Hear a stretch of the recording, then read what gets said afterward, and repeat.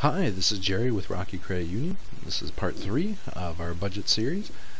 Part 1 was about your expenses and income, creating a budget and tracking your expenses primarily. Part 2 was about your essential expenses, fixed and variable.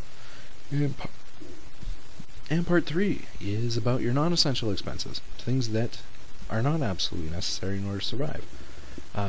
Starting off with clothing. Now I know food, shelter, and clothing were in the essential expenses area, but under clothing, I just want to mention there's a broad range of cost categories here. I have a sister-in-law who spent $250 on a pair of jeans and thought it was a great deal because they were originally $350.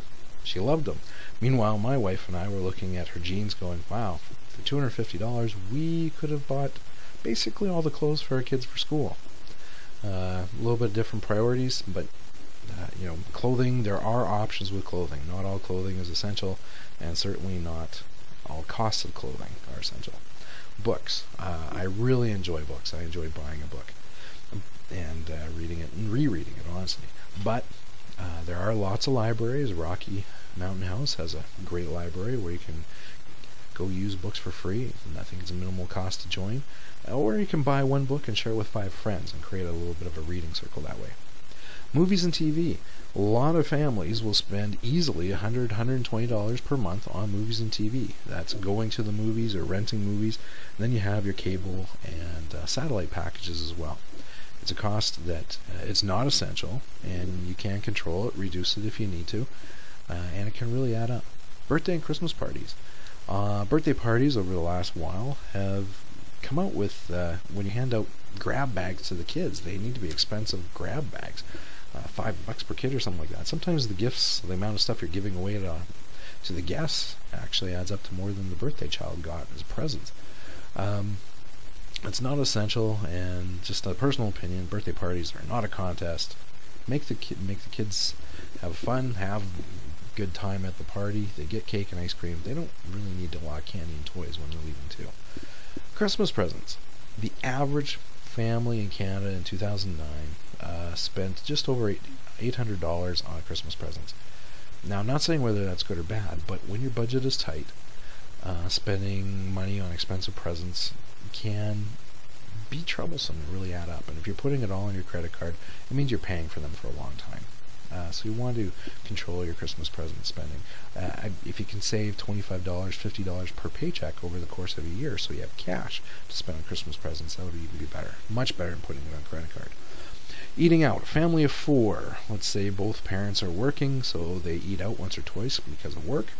And then the kids at school. A lot of kids at school eat out 1 or 2 lunches a week, and then they eat out after lunch or between sports or whatever. And you can easily add up to, with a family of 4, of around a cost of $60, $70 per week in eating out costs. Well, $60 per week is $240 per month, and you could get a lot healthier food and much less expensive food eating at home as much as possible, or taking food from home. Trips. Trips, great way to relax, get out of some stress, but if you're putting all your trip on your credit card, you may just be adding to your stress. There's a gentleman I was talking to a little over a year ago, end of 2008, and his hours were greatly reduced because the work just wasn't there anymore. And he was complaining to me actually at how difficult it had become to make his truck payments and make his house payments even. At the same time, he commented how he'd gotten a really good deal to go on a trip to Las Vegas to relax. So I asked him, how's he doing that? And it was a good deal. It was a great price. Las Vegas at the time was offering some really good deals. But he was putting the whole trip on his credit card.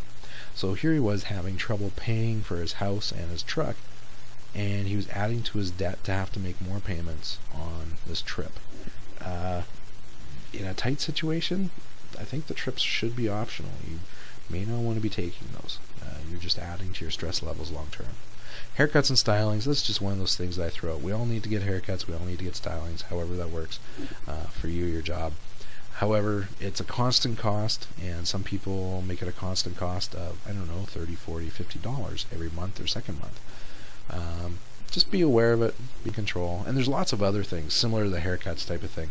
They're non-essential expenses. They are things you usually need to do, but there's a lot of ways that you can control the costs on them. But that'll be up to you, your own budget and lifestyle. Now, most people, as they create their budget and list off all their expenses, they do a really good job of listing off their expenses and then trying to stick to them. The problems where they really fail is they don't include the unforeseen expenses, those things that pop up that you have to pay. A lot of time they're essential. Something like a car repair. I've been very fortunate with my vehicles. We bought older vehicles because of their price, and generally they've lasted 3 or 4 years for us without too many problems. However, when they do need a repair, and I need it up and running, a lot of times it's $1,200 or $1,500 to get it fixed. Same with the house repair. If you have to repair your water heater, or a floor, leaky roof, furnace, they're not cheap repairs and you need them done. I include dental work. Again, it's an unforeseen expense. You chip a tooth, crack a tooth, need a root canal, whatever. Those are not cheap. They're quite costly, and you'll need to pay for it. Unforeseen expenses. Then there's also the impulse buys, whether that's the chocolate bar at the checkout counter, magazine, or going to rent a movie for $5, but you actually end up buying a movie for $25 instead.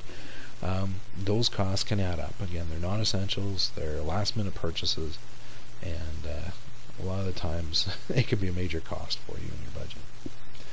Now, the unforeseen expenses that are essential, house repairs, car repairs, dental work, those are great places to use, are great expenses to use the 3-month emergency supply as a resource. Go ahead and dip into your 3-month emergency supply that I mentioned earlier in presentation number 2. It really is meant for covering these type of emergencies. Dip into it, then top it back up over the next couple of months. That's what it's for. Don't use it to do your impulse buys. Those really should be paid for cash, out of pocket type of thing. You don't want to be borrowing, and you don't want to be borrowing even against yourself on things that don't provide long-term value. Now, the budget, it's a plan, it's a guide made for you. It's not meant to handcuff you and make you feel like you can never do anything fun. What it does allow you to do is, as you control your expenses and you control your own finances, and your finances aren't controlling you, you actually free up some money that allows you to do things that you want without worrying constantly about all your debt and so on, because you've got those under control. It actually provides you with some freedom, a peace of mind in knowing that you are in charge. Now, I've had a few people mention, if I was making $140,000, I wouldn't have to worry about this. But I'll tell you right now, most Canadians spend a little bit more than they make. So the people that make $140,000, while they may have a slightly larger house than you or I, or bigger vehicles, they tend to spend it all too. So if you're only making $40,000 a year and you're still putting away a few hundred a month, or saving, investing, however you want to word that, it's quite possible you're ahead of that person that's making $140,000 a year. If you're making $40,000 a year, because you are saving, and a lot of the people that are making all that other money are not saving anything, and they're actually creating quite expensive habits for themselves. Now, Jean Shatsky was a financial journalist who once said, "Your happiness doesn't hinge on how much you make. Your happiness hinges on how you handle it." And I echo the truthfulness of that. He really hit it on the nose.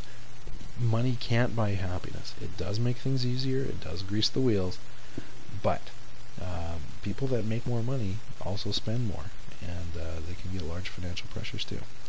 So the budget really it's a plan meant to help you.